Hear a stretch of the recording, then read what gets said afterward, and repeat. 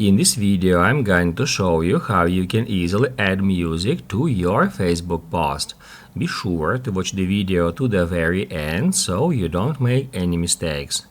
Let's get started, guys, and first off, we need to open up Facebook app.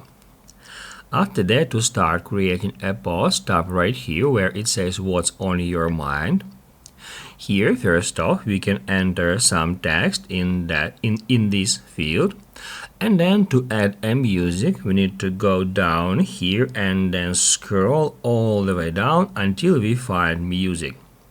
Then just tap on it and it will show us some suggested tracks here. You can scroll down to check them all. You can hit add play button next to specific music to play it. Also, you can use search to search for a specific song. And then to add music to your post, just tap on it.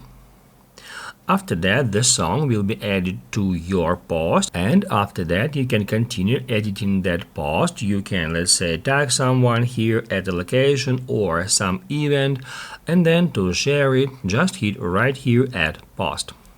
Basically, guys, that's it. So if this video was helpful for you, don't forget to hit the like button.